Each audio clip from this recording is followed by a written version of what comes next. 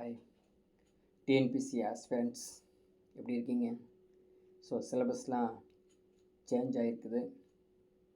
So change ஆகிருக்குன்னு சொல்லி நம்ம panic ஆக தேவையில்லை. அந்த பேனிக் ஆகாமல் இருக்கிறதுக்காக தான் நம்ம என்ன பண்ணியிருக்கோம் அப்படின்னு பார்த்தீங்கன்னா, ஏற்கனவே ஒரு வீடியோ விட்டுருக்கோம் இல்லைங்களா, என்னென்னா சேஞ்சஸ் அப்படின்னு. இப்போ டீப்பாகவே ஒரு சேஞ்சஸை நம்ம கொடுக்க போகிறோம். டீட்டெயில்டு எக்ஸ்ப்ளனேஷன் கொடுக்க போகிறோங்க. அதனால தான் நம்ம டாபிக் என்ன கொடுத்துருக்கோம் பாருங்கள், டிஎன்பிசி சிலபஸ் இருக்குது பார்த்தீங்களா, அதோடைய டீகோடிங் அப்படின்னு கொடுத்துருக்கோம். இப்போ என்னென்ன கொடுத்துருக்காங்க, குரூப் 2, குரூப் 2A, அப்புறம் 4, இதுக்கான ஒரு சின்ன சேஞ்சஸ் தான் அவங்க கொடுத்துருக்காங்க. சரி, என்னென்ன சேஞ்சஸ்ஸு, பழைய சிலபஸ்க்கும் இப்போ புதிய சிலபஸ்க்கும் என்ன வித்தியாசம் அப்படிங்கிறத இந்த வீடியோ முழுக்க நீங்கள் பார்த்தீங்க அப்படின்னா கண்டிப்பாக உங்களுக்கு புரிஞ்சிக்க முடியும். ஓகேங்களா? சரி, இப்போ பார்க்கலாங்க, நம்ம என்னென்ன சேஞ்சஸ் அப்படிங்கிறது பார்க்கலாம். ஃபஸ்ட்டு பாருங்கள், நான் ஒரு அட்டவணை கொடுத்துருக்கேன் பாருங்கள், new syllabus, old syllabus. So first old syllabus போய் பார்க்கலாமா? அங்கே எப்படி இருக்கும், ஜென்ரல் ஸ்டடீஸ்ன்னு சொல்லி ஒரு 75 கொஷின்ஸ் சொல்லியிருந்தாங்களா, அதே மாதிரி 25 ஆப்டிடியூட் மென்டல் எபிலிட்டின்னு கொடுத்துருக்கோம். இது எல்லாத்துக்கும் தெரிஞ்சது தான். இதுதான் ஜிகே டாபிக் இல்லைங்களா? சரி, ஜிகே டாப்பிக்கில் பார்த்தீங்கன்னா நியூ சிலபஸில் என்ன நடந்திருக்குது, ஓல்டு சிலபஸ்லேருந்து எப்படி சேஞ்ச் ஆகிருக்குது அப்படிங்கிறத பார்க்கலாம். ஃபஸ்ட்டு பாருங்கள், ஓல்டு சிலபஸில் யூனிட் 1 இருந்தது. அது ஜென்ரல் சயின்ஸுன்னு கொடுத்துருந்தாங்க. 12லேருந்து 15 கொஷின் கேட்டிருந்தாங்க இல்லையா, அது இப்போது 5 கொஷினாக மட்டும்தான் கேட்குறாங்க ஜென்ரல் சயின்ஸில். ஓகேங்களா? அதே மாதிரி யூனிட் 2ன்னு ஒன்று இருந்தது, கரண்ட் ஈவெண்ட்ஸ் அப்படின்னு. அதுலேருந்து 3லேருந்து 6 கொஷின் கேட்டிருந்தாங்க. இது எல்லாமே இப்போ மெர்ஜ் பண்ணி ஜென்ரல் சயின்ஸ்னு சொல்லி 5 கொஷின் தான் கேட்குறாங்க. இதில் ஃபிசிக்ஸு, கெமிஸ்ட்ரி, பயாலஜி, அது இல்லாமல் இப்போ இருக்கக்கூடிய கரண்ட்டாக இருக்கக்கூடிய அஃபேர்ஸ், அதாவது கரண்ட் அஃபேர்ஸு, அதாவது current technologies, science and technologies எல்லாமே இந்த 5 கேள்விக்குள்ளே வரப்பொழுது. சரிங்களா? ஸோ 5 கேள்வி கேட்டாலும் நம்ம அத்தனையும் படித்து தான் ஆகணும். 2வது யூனிட் நியூ சிலபஸில் என்ன கொடுத்துருக்காங்க, ஜியாகிரஃபி. அதில் 5 கொஷின் தான் சொல்லியிருக்காங்க. ஆனால் ஏற்கனவே 5லேருந்து 8 கொஷின் இருந்தது தான், இப்போ 5 கொஷினாக முடிஞ்சிருக்குது. யூனிட் 3 அப்படின்னு சொல்லி நியூ சிலபஸில் கொடுத்துருக்காங்க, history, culture of India, INM சொல்கிறோம் இல்லையா, இந்தியன் நேஷ்னல் மூமெண்ட். அது முன்னாடி எப்படி இருந்தது, ஓல்டு சிலபஸில் ஹிஸ்ட்ரி அண்ட் கல்ச்சர் தனியாகவும் இந்தியன் நேஷ்னல் மூமெண்ட் தனியாகவும் இருந்தது. அதுலேருந்து ஒரு 7லேருந்து 10 கொஷின், 4லேருந்து 8 கொஷின் இருந்தது. ஸோ இப்போ பார்த்தீங்கன்னா ரெண்டையும் சேர்த்து 10 கொஷின் கொடுத்துருக்காங்க. இப்போ பாருங்கள், பெருசாக எதுவும் சிலபஸ்லலாம் சேஞ்சஸ் கிடையாது, அப்படியே போயிட்டுருக்குது. ஓகேங்களா? என்ன போயிட்டுருக்குது, அந்த யூனிட்டில் சேஞ்சஸ் மட்டும் நடந்திருக்குது. இந்தியன் பாலிட்டி பாருங்கள், முன்னாடி 12லேருந்து 20 கொஷின் கேட்டிருந்தாங்க. இப்போது 15 கொஷின். இதில் பெருசாக ஒன்றும் சேஞ்சஸ் இல்லை. அது ஓல்டு சிலபஸில் யூனிட் 5ன்னு இருந்தது, இப்போது நியூ சிலபஸில் யூனிட் 4ன்னு இருக்குது. அவ்வளோதான் வித்தியாசம். நெக்ஸ்ட் ஒன் பாருங்கள், யூனிட் 6 ஓல்டு சிலபஸில் இருந்தது. இந்தியன் எக்கனாமியில் 5 to 8 கொஸ்டின்ஸ். அதோடு சேர்த்து யூனிட் 9ன்னு ஒன்று இருந்தது, development administration in Tamil Nadu, 3 to 5 questions இருந்தது இல்லைங்களா? இப்போ ரெண்டுத்தையும் மெர்ஜ் பண்ணி யூனிட் 5ன்னு சொல்லி இப்போ நியூ சிலபஸில் கொடுத்துட்டாங்க. So 20 questions. இது முக்கியமான பிளேஸு. எது, Indian economy, development administration in Tamil Nadu அப்படிங்கிற பிளேஸ். அதே போல் யூனிட் 6 அப்படின்னு ஒன்று இருந்தது, தமிழ்நாட்டில் இருக்கக்கூடிய history, cultural, heritage, socio political movements இருந்தது பார்த்தீங்களா. 15லேருந்து 20 கொஷின் கேட்டிருந்தது. இப்போது எந்த ஒரு சேஞ்சஸ் இல்லாமல் அப்படியே 20 கொஷின்ஸ் கேட்குறாங்க. சரிங்களா? அதுக்கப்புறம் யூனிட் 10 ஆப்டிடியூட் மென்டல் எபிலிட்டிலையும் கொஞ்சம் சேஞ்சஸ் பண்ணியிருக்காங்க. மொத்தமாக 25 கொஷின் கேட்குறத ஆப்டிடியூடில் மட்டும் நாங்கள் 15 கொஷின் கேட்போம், ரீசனிங்கில் 10 கொஷின் கேட்போம் அப்படின்னு சொல்லியிருக்காங்க. ஸோ பெருசாக எந்த சேஞ்சஸும் இல்லை ஜிகே பொறுத்த வரைக்கும். ஓகேங்களா? ஸோ நெக்ஸ்ட்டு முக்கியமாக சேஞ்சஸ் இருக்கக்கூடிய பிளேஸுன்னு பார்த்தீங்கன்னா, இந்த ஜென்ரல் தமிழ், பொது தமிழ் தான் எல்லாமே. ஏங்கிறது உங்களுக்கு ஈஸியாக தெரியும். இப்போது குரூப் 2 சிலபஸ் இருக்குது இல்லைங்களா, குரூப் 2 இப்போ ரிசல்ட் வந்தது இல்லைங்களா. ஸோ அதை பற்றி உங்களுக்கு தெரியும், யார் யார் அதிகமாக ஸ்கோர் எடுத்திருப்பாங்க, யார் யார் ஸ்கோர் எடுக்க முடியாமல் இருந்திருக்குன்னு உங்களுக்கு புரியும். ஸோ அதை பேஸ் பண்ணி தான் இந்த டிஎன்பிசி நிறுவனம் நமக்கு வந்து பொது தமிழில் ஒரு சில தளர்வுகளை தான் கொடுத்துருக்காங்க அப்படிங்கிற இன்ஃபர்மேஷன் தான் கொடுத்துருக்காங்க. சரிங்களா? நான் உங்களுக்கு நிறையா வந்து தளர்வுகள் தான் கொடுத்துருக்கோம் அப்படின்னு சொல்லியிருக்காங்க. அது என்ன தளர்வுடைய வித்தியாசங்கள் அப்படிங்கிறது தான் இப்போ இந்த வீடியோவில் நீங்கள் பார்த்துட்ருக்கீங்க. ஸோ அதனால் இந்த வீடியோவை பார்த்துட்ருக்கவங்க அனைவருக்கும் நம்ம என்ன சொல்கிறோம் அப்படின்னா, இந்த வீடியோவை உங்களுடைய ஃப்ரெண்ட்ஸுக்கு ஷேர் பண்ணுங்கள், லைக் பண்ண சொல்லுங்கள், நீங்களும் லைக் பண்ணுங்கள். சப்ஸ்கிரைப் பண்ணாமல் மறந்துடாதீங்க. கண்டிப்பாக சப்ஸ்கிரைப் பண்ணால் தான் எங்களுடைய ஒவ்வொரு அப்டேட்டையும் நீங்கள் வந்து கவனிக்க முடியும், பார்க்க முடியும். அதே மாதிரி நீங்கள் படிக்கிறதுக்கும் பிளான் பண்ண முடியும். சரிங்களா? ரைட். இப்போது பொதுத்தமிழ் பொறுத்த வரைக்கும் நியூ சிலபஸில் எப்படி இருக்குது, ஓல்டு சிலபஸில் எப்படி இருக்குது அப்படின்னு பார்க்கலாங்களா? ஸோ 2 பக்கமும் 100 கேள்விகள் தான், எந்த வித்தியாசமும் இல்லை. சரிங்களா? இங்கேயும் 100 கேள்விகள் பழைய சிலபஸில் இருந்தது. இப்போ நியூ சிலபஸ்லேயும் ஒரு 100 கேள்வி தான். ஆனால் பகுதி ஆ, பகுதி ஆ, பகுதி இ அப்படின்னு சொல்லி 3 பகுதியாக ஓல்டு சிலபஸில் இருந்ததை என்ன பண்ணிட்டாங்க, அலகு 1லேருந்து அலகு 7 வரைக்கும் பிரிச்சிருக்காங்க. அவ்வளோதான் வித்தியாசம். இப்போது இலக்கணம் 30லேருந்து 35 கேள்விகள் இருந்தது பார்த்தீங்களா, அது அப்படியே வந்து கொஞ்சம் விரிவாக பண்ணிட்டாங்க. இலக்கணத்தை அதிகமாக பண்ணிட்டாங்க.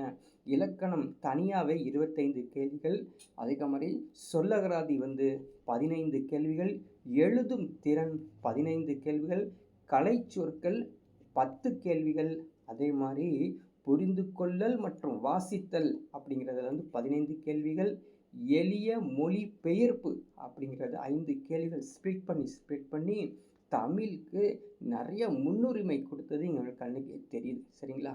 அதுக்கப்புறம் தான் இந்த இலக்கியமும் தமிழ் அறிஞர்களுடைய தொண்டுகளையும் வந்து பார்த்திங்கன்னா ஏற்கனவே 30லேருந்து 35 கொஷின் இருந்தது. ஆனால் இப்போ எல்லாத்தையும் சேர்த்து 15 கேள்விகள் மட்டும்தான் கொடுத்துருக்காங்க. அதனால தான் சில பேர் பயந்துட்டு இருப்பாங்க. So sir 6th to 10th standard Tamil புக்கில் படித்தா 15 கேள்வி மட்டும்தானா? 85 கேள்விகள் வெளியில் எங்கேயோ புதுசாக கேட்குறாங்களாமா? அப்படிலாம் எதுவுமே கிடையாது. நீங்கள் 6வதுலேருந்து 10வது வகுப்பு சிறப்பாக படித்தா மட்டும்தான் இங்கே கொடுக்கப்பட்டுள்ள கலைச்சொற்கள், எழுதும் திறன், சொல்லகராதி, இலக்கணம், வாசித்தல், புரிதல், எளிய மொழிபெயர்ப்பு முதற்கொண்டு கூட நீங்கள் புரிஞ்சிக்க முடியும். அந்த எக்ஸாமில் கேட்குற கேள்விக்கு நீங்கள் பதில் சொல்ல முடியும். இதுதான் இந்த பழைய சிலபஸ்க்கும் புதிய சிலபஸ்க்கும் உள்ள வித்தியாசத்தை நீங்கள் பார்த்தீங்க. சரிங்களா? இப்போது அடுத்து நம்ம ஒன்று போகலாம். என்ன அப்படின்னு பார்த்தீங்கன்னா, இப்போது தமிழில் ஒரு பிரச்சனை சொல்கிறோம் இல்லையா, அது என்னன்னா அப்படிங்கிறது நம்ம பார்க்கலாம். சரிங்களா? இப்போது தமிழுடைய சிலபஸை நான் வந்து ஓப்பன் பண்ணி காமிச்சிருக்கிறேன். என்னங்கிற டீட்டெயில்ஸு நம்ம இப்போ பார்க்கலாம். சரிங்களா? பாருங்கள், தமிழ் வந்துருச்சுங்களா? தமிழ் தகுதி மற்றும் மதிப்பீட்டு தேர்வு அப்படிங்கிறதான் கொடுத்துருக்காங்க. ஸோ எஸ்எல்சி ஸ்டாண்டர்ட் யாருக்கு? குரூப் 4க்கு. டிகிரி ஸ்டாண்டர்ட் வந்து குரூப் 2, குரூப் 2A. ஸோ நிறையா பேர் இந்த டிகிரி ஸ்டாண்டர்டு, எஸ்எல்சி ஸ்டாண்டர்ட்னா என்னன்னே தெரியாது. சரிங்களா? இப்போ டிகிரி ஸ்டாண்டர்ட்னா டிகிரி படிச்சிருந்த கொஷின்ஸ் இருக்கு இல்லையா, அந்த டிகிரி புக்கு அதெல்லாம் படிக்கணும் போல இருக்குது. எஸ்எல்சி ஸ்டாண்டர்ட்னா 10வது வரைக்கும் படித்தா போதும் போல இருக்குது அப்படின்னு நினச்சிட்ருக்கீங்க. அப்படி கிடையாதுங்க. அப்படி எதுவும் கிடையாது. அது ஒரு 10வது படித்த ஒரு மாணவர் அவர் எவ்வளவு திங்க் பண்ணுவார், அதுதான் எஸ்எல்சி ஸ்டாண்டர்டு. ஒரு டிகிரி படித்த மாணவர் அவர் எவ்வளோ திங்க் பண்ணுவார், அதை விட அதிகமாக திங்க் பண்ணுவார்ல. அப்போ இங்கே திங்கிங் எபிலிட்டி தான் ஸ்டாண்டர்டை மறைமுகமாக சொல்லியிருக்காங்க தவிர பாட புத்தகத்தை கிடையாது. அதனால் நீங்கள் அதை பற்றி ஒரி பண்ணிக்க தேவையில்லை. சரிங்களா? ஸோ இந்த ஸ்டாண்டர்ட்லேயும் இந்த எஸ்எல்சி ஸ்டாண்டர்ட்லேயும் டிகிரி ஸ்டாண்டர்ட்லேயும் இன்னும் உங்களுக்கு வந்து விளக்கம் வேணும்னா நீங்கள் கமெண்ட்ஸ் கொடுத்துட்டே வாங்க. அந்த கமெண்ட்ஸ்லாம் உங்கள்கிட்ட ரிப்ளை அனுப்புகிறேன். பார்க்கலாங்களா? அலகு 1 இலக்கணம் 25 கேள்விகள். என்ன செய்யணும் அப்படின்னு அருமையாக சொல்லியிருக்காங்க. பாருங்கள், நீங்கள் பிரித்து எழுதிக்கிங்க, சேர்த்து எழுதுறது படிச்சிருக்கோம் இல்லையா? ஸோ 6வது 7வது 8வது வகுப்பில் பிரித்து எழுதுறது எப்படி, சேர்த்து எழுதுறது. அதே மாதிரி பிழைகள் ஏதாவது இருந்துச்சுன்னா அது குறில்ல, நெடில்ல சொல்லுவாங்க. லகர லகர லகர வேறுபாடு ஏதாவது இருக்கிறது, நகர நகர வேறுபாடு, ரகர ரகர வேறுபாடு, இது மாதிரி இருந்துச்சு அப்படின்னா நீங்கள் வந்து அதை பிழைகளை கண்டுபிடிக்கணும் அப்படின்னு சொல்கிறாங்க. சரிங்களா? அதே மாதிரி சுட்டு எழுத்துக்கள், சுட்டுலாம் அது இது அப்படிலாம் சொல்கிறோம் இல்லைங்களா, அது மாதிரி சுட்டு எழுத்துக்கள் எல்லாமே வினா எழுத்துக்கள், வினா எழுப்பக்கூடிய எழுத்துக்கள், இதெல்லாம் நீங்கள் கண்டுபிடிச்சி சொல்லணும் அப்படின்றாங்க. அதே மாதிரி வேர்ச்சொல் அறிதல், வேர்ச்சொல்லிலிருந்து வினைமுற்ற அச்சம், பெயரச்சம், இது மாதிரி இருக்கக்கூடிய எழுத்து பிழைகள், ஒற்று பிழைகள் எல்லாத்தையும் நீங்கள் வந்து கண்டுபிடிக்கணும் அப்படிங்கிற மாதிரி இந்த கேள்விகள் 25 கேள்விகள் இருக்கும். அப்படின்னா இது எல்லாமே புக்கு பேக்கில் இருக்குது, பார்த்துருப்பீங்க. புக் பேக் பார்த்துருக்கீங்கள? ஒவ்வொரு ஸ்டாண்டர்ட்லேயும் ஒவ்வொரு இயலுக்கு பின்னாடியும் புக் பேக்கில் கொஞ்சம் கொஞ்சம் கேள்விகள் இருக்கும். இதுதான் நீங்கள் சிறப்பாக படிக்கும் பொழுது அவங்க கேட்குற கேள்விக்கு நம்ம ஆன்சர் கொடுக்க முடியும். ஸோ அழகு 2 போய் பார்க்கலாங்களா? சொல்லதிகாரம். ஸோ சொல்லதிகாரத்துக்கு அவங்க என்ன பண்ணியிருக்காங்க பாருங்கள், ஒரு எக்ஸாம்பிள் கொடுத்துருக்காங்க. இப்படிலாம் கேட்டால் நாங்கள் இப்படி பதில் சொல்லணும் அப்படின்னு சொல்லி அதை அழகான ஒரு எடுத்துக்காட்டு கூட இங்கே கொடுத்துருக்காங்க. சரிங்களா? ஃபஸ்ட்டு என்ன சொல்லியிருக்காங்க பாருங்கள், எதிர் சொல் ஏதாவது இருந்தால் நீ கண்டுபிடிக்கணும். சரிங்களா? ஒரு பொருளுக்கு பல சொற்கள், ஒரே பொருள் தரக்கூடிய பல சொற்கள்லாம் நீங்கள் கண்டுபிடிக்கணும். ஸோ நீங்கள் வந்து தமிழ் கிளாஸ் பொறுத்த வரைக்கும் நீங்கள் வந்து நேரடியாக புக்கை விட நிறைய அப்ளிகேஷன் ஓரியன்ட் தான் இங்கே முன்னுரிமை கொடுக்கப்பட்டுள்ளது. அதே மாதிரி கோடிட்ட இடத்துல வந்து சரியான சொல்லை தேர்ந்தெடுத்தல் எப்படி அப்படின்னு கொடுத்துருக்காங்க பாருங்கள்.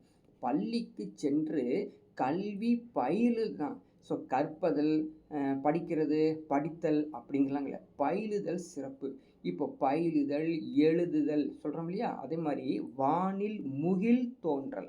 நீங்கள் வந்து வானில் நட்சத்திரம் தோன்றல் அப்படிலாம் சொல்லக்கூடாது. வானில் முகில் தோன்றினால் மழை பொழியும். இது மாதிரி இருக்கக்கூடிய இங்கிலீஷில் பார்த்தீங்கன்னா ஸ்பாட்டிங் எரர்ஸ், சென்டென்ஸ் கரெக்ஷன்ஸ் அப்படின்னு சொல்லுவாங்க இல்லையா? அது போல் தமிழ்லையும் இந்த வித்தியாசத்தை கொண்டு வந்துட்டாங்க. அடுத்தது பார்த்திங்கன்னா பேச்சு வழக்கில் நம்ம பேசக்கூடிய தவறுகள். சரிங்களா? ஸோ என்னென்ன தவறுகள்னு சொல்கிறாங்க பாருங்கள். எக்ஸாம்பிளுக்கு, நான் காட்டிற்கு சென்றேன், ஆனால் புலியை பார்த்தேன், மாலை நேரம் முடியும் வரை விளையாடுவேன். ஸோ என்னென்ன தவறுகள் எடுத்துக்காட்டு பாருங்கள். கொடு. சரிங்களா? ஸோ கொடு அப்படின்னு சொல்கிறோம். தை மாதம், தீ நெருப்பு அப்படின்னு சொல்கிறோம் இல்லையா?